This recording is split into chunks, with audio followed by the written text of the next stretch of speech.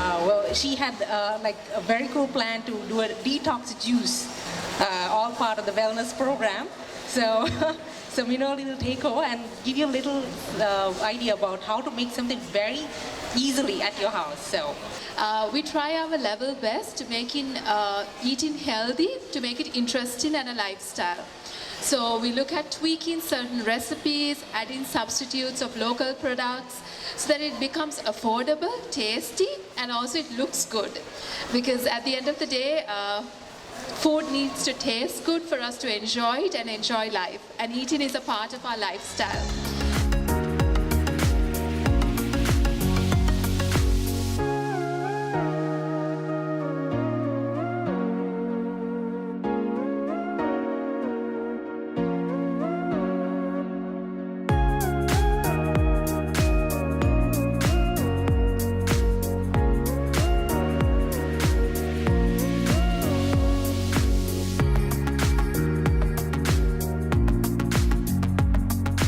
Management, and is now following her calling as a craniosacral therapist, Reiki master, and yoga teacher.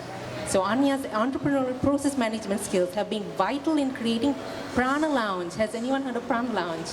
Yes, hands up. Anyone who hasn't heard? She's been working very hard to create an amazing wellness space in Colombo, actually the only one. So we're going to talk a lot more about it today. So Anja, please welcome. And we have Mei Flynn, originally from Wales, but now we've hijacked her and now she's in Sri Lanka forever. Now she's a digital nomad actually, so she has a lot of experience to talk about that as well. So she has 25 years of experience in the health and wellness industry, trained as a registered nurse, and then later moved on to helping people in a more holistic approach. And then, of course, we have, last but not least, Sukanya Wignaraja, a counselor and a coach with 20 years experience, who has worked in the UK, Philippines, and Japan, and now is based in Colombo as of recent. So she has a master's in social work from Oxford University, UK, and is a certified solution-focused therapy and coach. So we're going to talk a little bit more about that, if it sounds like jargon. Welcome, Sukanya, to the panel. Great. Means many things to many people. It's a bit of a nebulous term, but I'm going to make it easy for you by giving you the World Health Organization's definition. So it's a term that's thought about a great deal. So what the WHO says about wellness is that it is a state of complete physical, mental, and social well-being. And it is not merely the absence of disease or infirmity.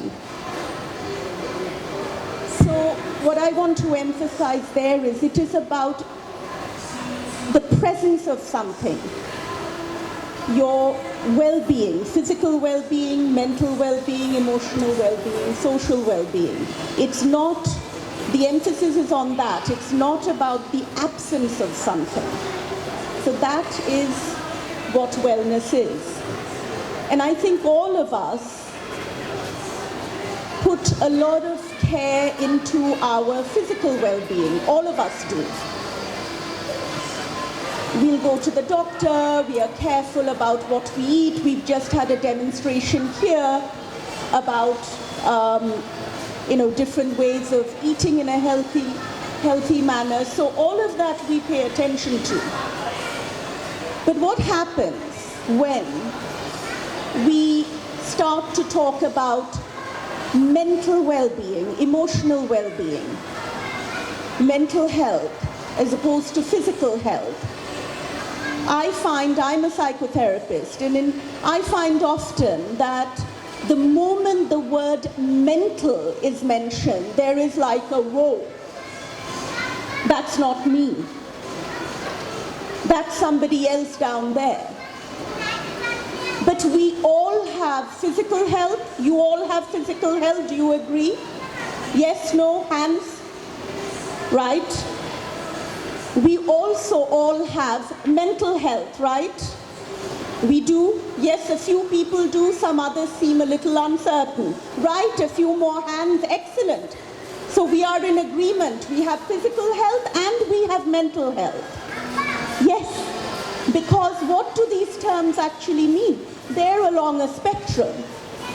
We always focus on emotions as well and how we are feeling, mental, emotional, spiritual well-being as well. So it's helping people to detox emotionally as well and to let go. That's a big part of wellness and being healthy as well.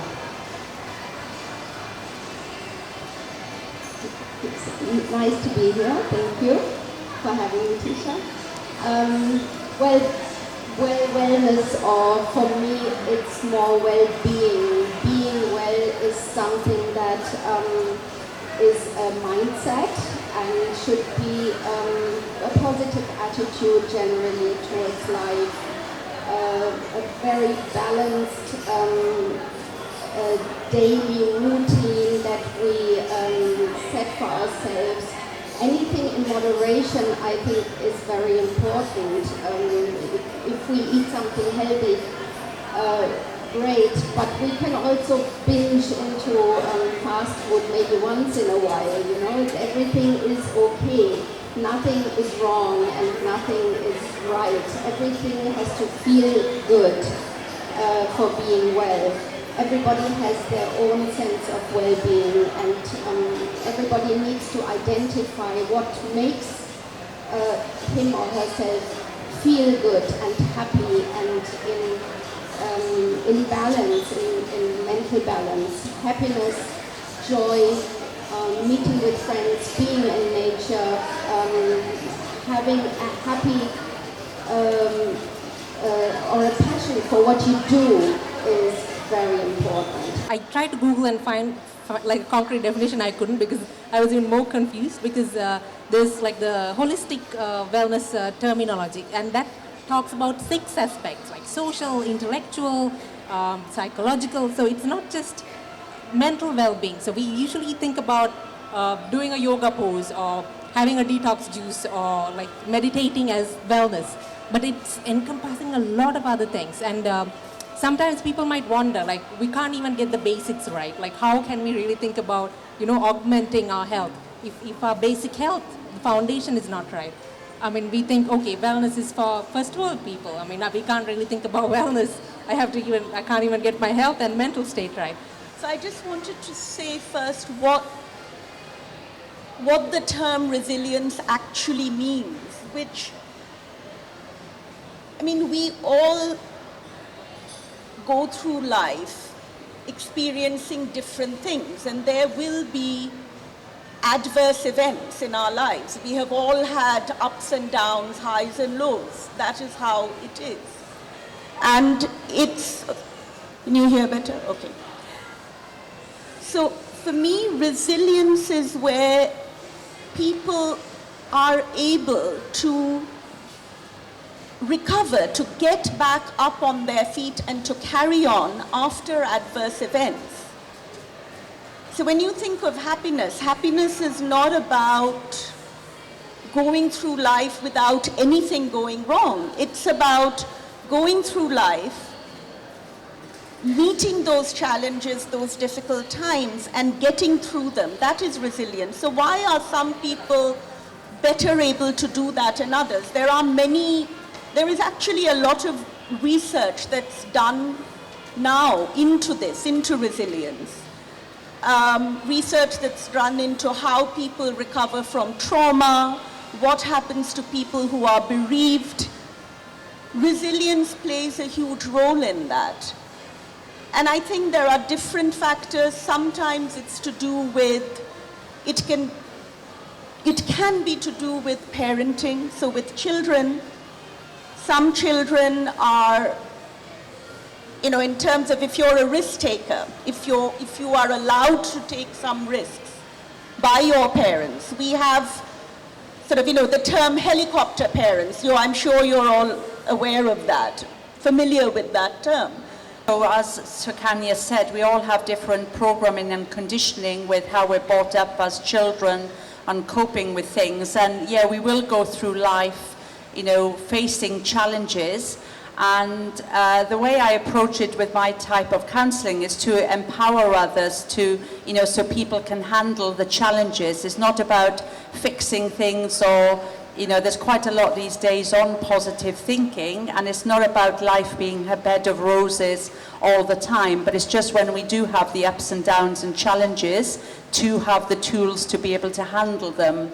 So that's what I focus on, is to, teach people some things that they can adapt in their everyday life. So when the challenges happen, we're not suppressing them, but we're, able to handle them in an effective way. Because when things happen in people's lives, a lot of people distract, alcohol, drugs, watching TV, shopping, and they don't actually deal with things. So we actually suppress a lot, and then all these are like, stored in our unconscious mind.